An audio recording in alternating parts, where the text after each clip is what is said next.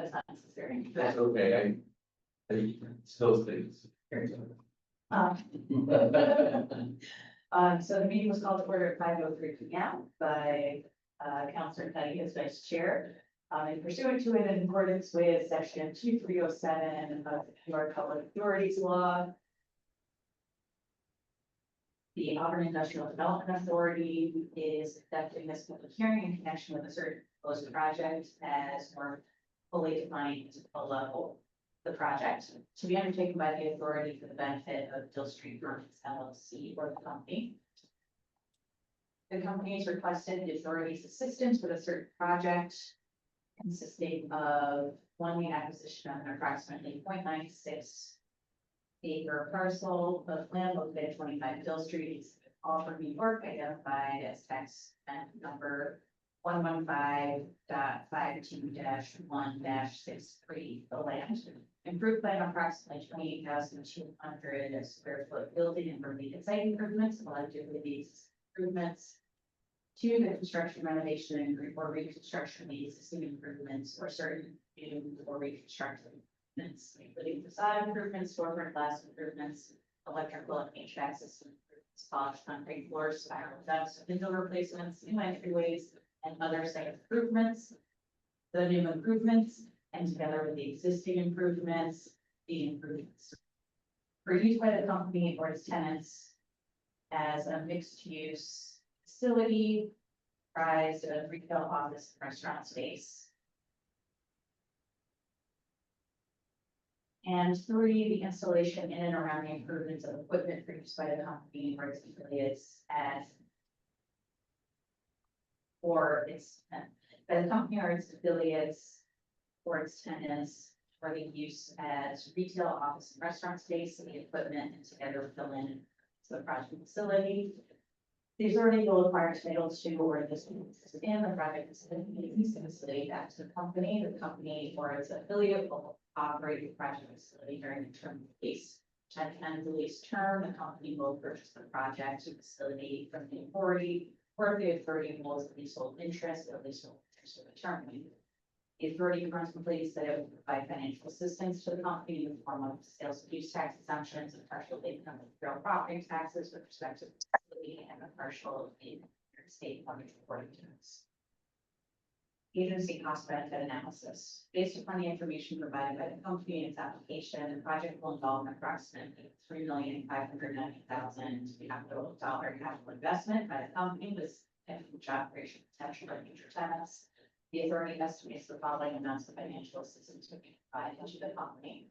Sales and use tax exemptions, $80,000, market reporting tax exemption, $19,259, for property tax abatement, $253,957.84 for a total estimated financial assistance of $3,216.80. So basically, all of that is to say that those would be estimated benefits, and there's a bunch of language about in there about how that benefits are effectuated or implemented. Should the board decide to approve those benefits, that's done because we will leasehold interest. So basically, the IBA capital or gets leasehold interest in the property, and because we're a state entity, that is what creates the ability for the property, as well as the exemption. So basically, we're getting the exemption, and the applicant is bought insurance under these types of benefits. So that's what all of that means. We've talked about the project in the past, but I'd like to open it for public comment. I can have one letter that I'd like to read into the.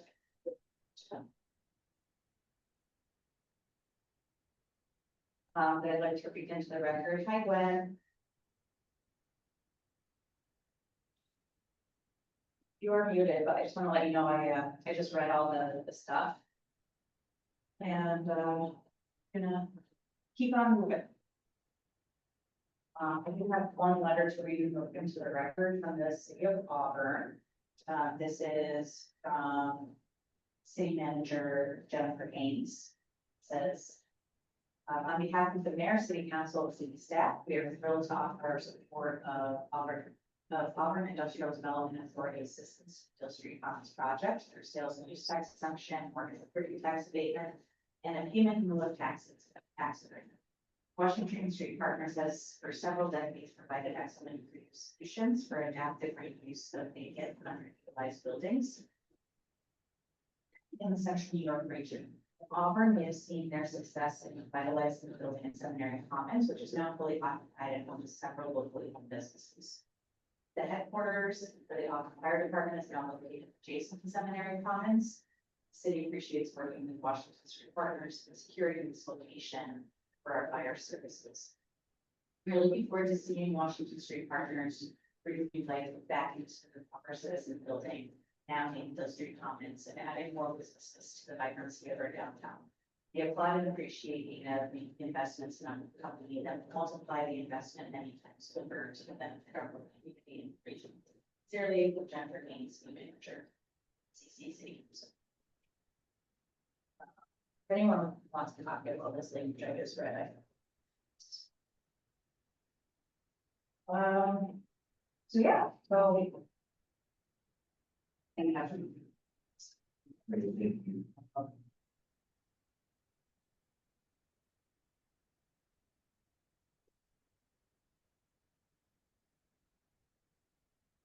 Any other comments or questions from board members? Take one. Very detailed what we're doing last month. Appreciate. I don't know if I said it while we were here, but well, I appreciate from kind of like taxpayer point of view, what we'll have official point of view, that you pilot the question is very reasonable. 14 years and paying more taxes, probably hard enough. And I think that that will go a long way with back towards us. As people want for ballot requests that aren't reasonable, sure. We understand the need for them to, make these projects successful, especially now. Cost of materials, labor. And I think we will have a very good track record. So,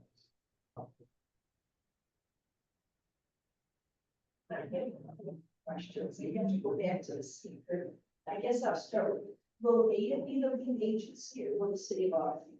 Yes, will be the agency. Okay, so we'll get to do part 2 and part 3. Yes. That'll be that next. Okay, so I have to come back to question 2 about is the proposed action require approval or funding on governments. Yes, it says yes, this is the agency. I understand that the only agency speaking about this at this time is in Auburn. But the purpose of the question for the DEC is to identify the different agencies that you have over particular funding a project. It's important because it helps basically improve the process for efficient with the agency. But it also helps to identify if there's going to be other funding or there's hires on, even if it's just a grant that's out there and whether or not it's going through or it doesn't. And I don't know if it's a cheap grant money or what.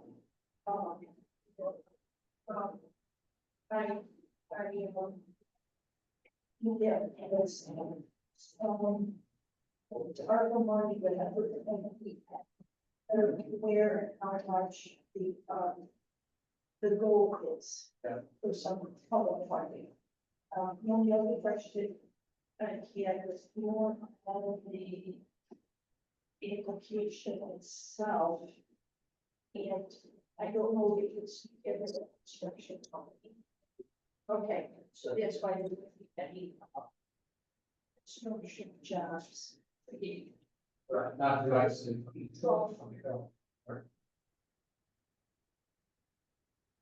And then the last thing I think I'm still planning to the controller's office saying document job creation, and then realize with tenants, they're not the atmosphere, space for which jobs get. And I don't know if there's some mechanism in order to, for us to do better on that part through the comptroller's office. I went through today only because I didn't want to play with glitter sand, but, to see if there was an opinion from the comptroller's office. And all I kept hitting was one city IDA, one county IDA, first it's failed, probably got a good job. So I don't, maybe the right answer is that there needs to be some legislative change. Yeah, so what I can say about this is that this is why we specifically told them to say that there's zero job creation. Because the comptroller's office is gonna look at what we can document of what was promised. And in this case, we're saying, you know what, Washington Street Partners isn't promising the jobs. They are not jobs that will be their tenants. And we can ask those questions and, try to get a sense of what's in there. But the jobs that we always want to document are the ones that are to by the applicant. And this is how they have advised that IDAs. This is how they advised us to treat projects that are not the direct job creators, is to have zero job creation. So in the Paris report, it says zero, we report zero. And then there's not any question about documentation for those jobs. So that's really how we've been advised to handle these types of situations, is we are not able to document. Provide the The comptroller's office, or the authority's budget office. And the comptroller, and the comptroller's office, okay. Because we've had this conversation back and forth with them about some of their other projects, or some of our other projects in the past, and the documentation of those jobs. Because we have a number of projects that are not direct job creators, they are landlords. And, so because we've had this problem in the past, we had this conversation with them, and this is how they advise me. Will work or what? They'll work, right? Well, yeah, They can go. well, Like it's that just. I like the project, but Yeah. I like the council, I like the people already, like 7 years ago. You just want to make sure we're. I just want to, I'm on the finance committee and I'm. Yeah. People. Experience. I think it's better this way, because obviously, state comptrollers saw it as an issue in the past. To say that. But, is there some kind of, that's the official, documentation. But can we have notes, basically, obviously there's a potential, tenant place, it's going to create jobs, even though we can't officially say that these are the amount of jobs that it's going to create. We can at least be aware of the amount of jobs that this vendor or this tenant might bring to the area. So I do think it's important to at least acknowledge the job creation in some way, even though it's not official in the sense of, I think what the comptroller wants to do is just make it clean break. We were always trying to, well, maybe we look this, and maybe look that, so it's better not to have this kind of ambiguous goals. I think it would be easier for you, easier for us, within relationship to the state.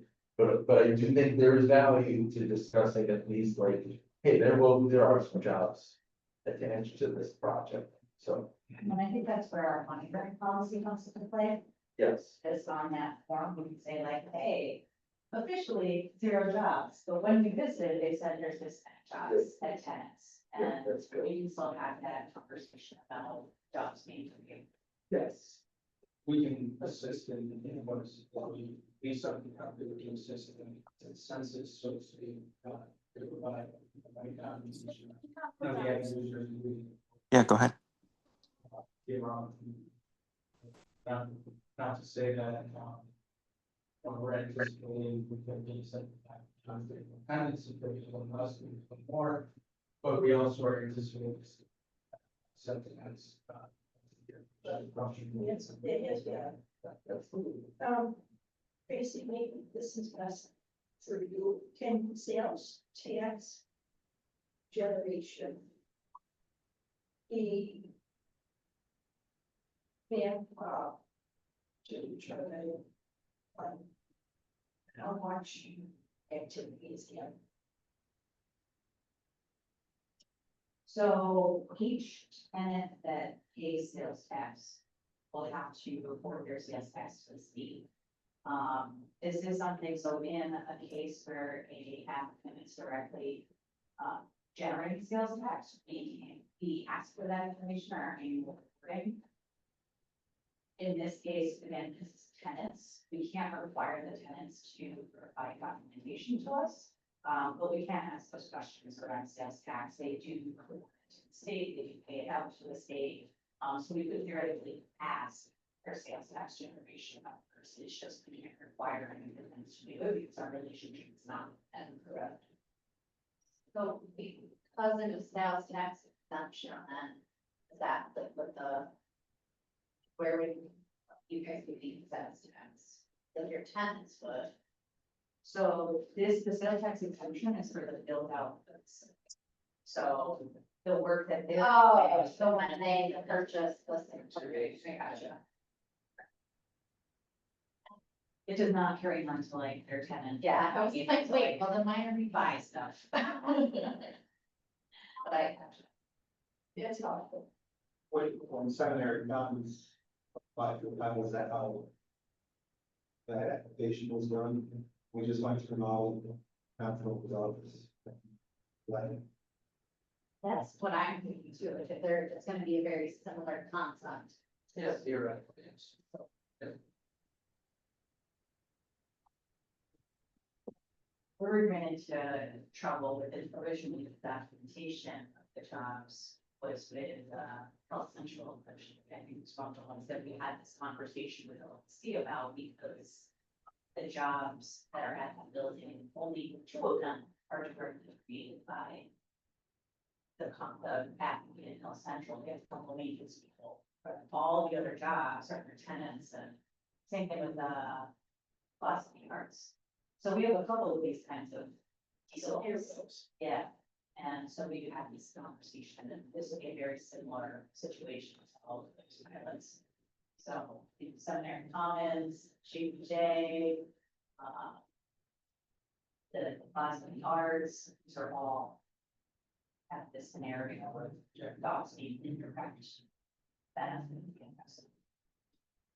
And the only question probably is best for Tracy. The poverty level, some of the census tract. I would mention it's probably in large part of the retirement. So that's our in for downtown area. We're actually not using that particular exception because none of the census tracts in the city of Auburn actually qualify as severely distressed anymore. Some get the unemployment number, some get the property number, but none of both. So we actually don't have to qualify anymore. However, the building is located in a former empire zone, which is the full stuff. So that's the exception. Okay. And so is there empire zone money still, it's all stuff. They just haven't updated the law. There is. But there is the census, the adjacent census tract and west end, that does have a fairly high poverty level, which that's, yeah, sure, question C, when I count towards Center Street, yeah, 4th Street, this and that, census tract. So it's the one, no, it's actually the one that's south of the Genesis Street, that tract and that. Well, that's okay. There's a census tract that's like south of Genesis Street, which is where they, Genesee Elementary is, that census tract is, has a fairly high poverty level that does meet the requirements of the highway distress, but it doesn't have, like the 3 months required. So good news is, according to this definition, we no longer have any severely distressed census tracts. There you go. Things are looking up. Thank you, I appreciate it. I have a question, but before I do ask you my question, first of all, congratulations. I've lived in Auburn all my life. And one of the concerns I voiced in the community is I wanted to actually take heed with what was exactly what was going to happen, even though we discussed it, I wanted to walk around the building, I wanted to drive around the building, I wanted to have that vision, right? And I'm sure that you have the same vision of succeeding. I just want to say that location right there is huge, and you can make a big impact on Auburn. And I am intrigued to see what exactly happens with that building as far as businesses coming in. And I know that you don't know, and it's probably that you don't speak on it because you don't want to speak on a situation that may not happen as well. But I do want to say that a lot of different pros and cons. I truly feel like even when the businesses start and employment starts for people in the city of Auburn, won't rapidly higher. Especially the city of Auburn, I do think it's more distance, and I know that it was a concern with parking. So I do think that it's walking distance. I do think that the residents should utilize the bus route as well. That is something that some of the businesses could state if parking becomes a matter. And I know people are big on parking. There's a bus route right there, so that's big. And I do want to ask because I know that you do have ideas. And again, I do think that this is going to be a very good opportunity for you. I think this location is actually in a better location than the firehouse for you as far as taking off. Well, we like both locations. but- I like them both too, and I think you did an amazing job there too, so I should say that as well. But I just want to say, is there any, or I'm gonna ask, excuse me, is there any idea that you would like to see happen with the business once it takes off? Or anything of that matter, do you have some kind of idea? Yeah, I mean, from a holistic standpoint, we want it to be integrated into downtown. So, what I mean by that is we want to walk over from all sides, we want to create entrance ways from all sides, create a main entrance way off the parking lot, the decorative steel fence, and you guys see most of the sidewalks, so that people can enter the businesses within the building or directly from the street. We do have a contingent arrangement for a restaurant user to go rent off the building, which will lose for seating continue that street to State Street to bring more back to the dining district.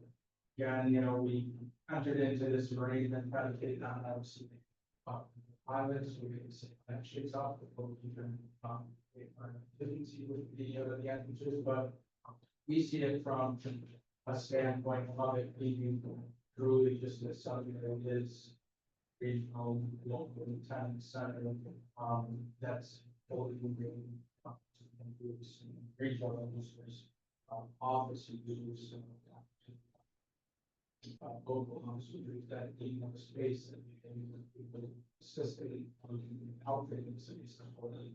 And then we're also excited about, hopefully, this restaurant outside of the And I do think the restaurant is a good idea, because if you look at the attractions already there and the businesses that are already there, people really like outdoors, especially around this time of the year, understanding. And right in that vicinity as well, so that's why I said this could be huge for you, and I do think that it will take off for you. We're very conscious as we work with the Seminary Street, the kind of mix, we didn't want to put a restaurant user in there that directly competed with the other restaurants that themselves, and then city long for 2 years, so we, see the food shows and the, cuisines now, and then also having some seating that we can to the streetscape as well, so we are conscious of how we, integrate businesses into the projects, the sound and it's a example of it, is with the newspaper, and we have the old TV in the same place in the, I think, really actually confident, so, that's how we approach. Well said. The other thing I like about the mix of tenants is it's also a mix about patients. So it will be everything from entry level service to potentially professional level positions. An office user could be an engineer or a lawyer or an architect or, what's that a whole range of potential in terms of the types of occupations and age levels and so I think that's an important. And, You're in charge of this, Harry. well, just to raise my hand, but the mayor, myself, we're on the ground floor working with, for business, with respect to the firehouse and the vision that was the kernel of this was like an excuse and eventually it came to be, took a while, but it's there. And now it's spreading to, where this project. So, I think people, appreciate the fact that that we're working hard to make sure that these ideas that take time do come to fruition. This is just another piece of the puzzle.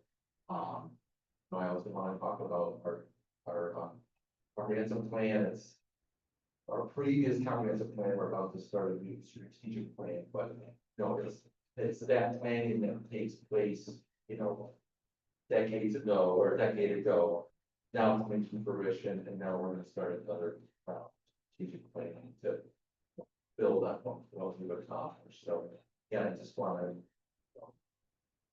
Washington Street Partners Lake is a good partner in that. And, but in those standpoint too, our business, you'll see Joe or myself or team up for some on site, almost trying to get the pieces on there, just to Saturday, the landscape, that's the modules that,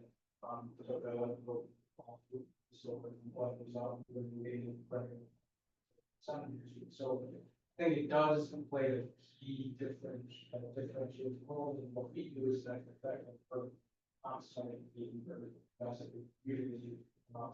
We live in summer and it's a huge focus and, we make it point to really understand the effect to our properties. That's a good value to have more to succeed. I'll start a business to leave, but you have to do that in the best at that time. Like you said.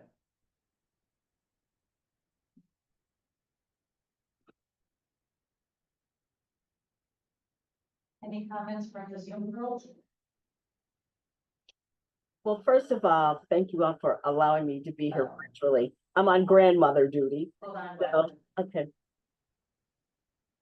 I said, thank you for allowing me to join you virtually. I'm on grandmother duty. But I just was listening to all the comments, and I think first I want to say that I'm, can you hear me? Audio setting. Can you hear me now? I'll put it in the chat, Trace. Yeah,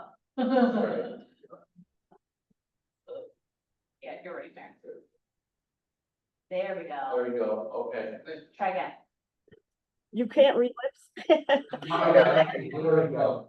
I was just saying, first, I want to thank you all for accommodating me by joining virtually. I'm home with my grandson and would probably much prefer to be there in person. And I also want to thank the ADA board for your engagement in the public hearing. I think it's important that we do take this kind of time even though we're inviting the public in to make sure that we get all of our questions clarified. I remain very much so committed to our providing incentives and things for this project. And I'm really excited to see the impact that it has on downtown Courtney. I feel very much the same way you do. And the other thing that strikes me is I feel like just what I'm watching happening will be really attractive to young professionals in our community that are also looking for. I was looking at the kind of restaurants that are the two that are at least were mentioned publicly. So I'm very excited to see what this does for downtown Auburn. I travel across the state and clearly we're the place to be. So that's what they tell me. Everybody's drinking Mass Riot beer everywhere I go. So I'm so glad that you're going to make this investment in the community, and I'm honored that we're investing in you. So thanks again.